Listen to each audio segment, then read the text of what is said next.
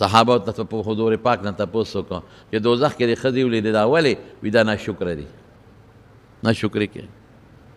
وی یکفرن الله وی د خدای ناشکري کوي وی نه یکفرن العشیر و د خاوند ناشکري کوي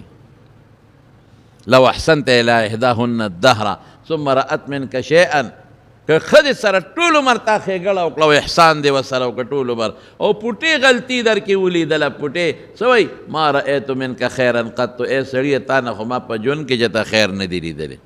دې بلا سره څه کې نو سړی دې وخت کې ګرم شي که نه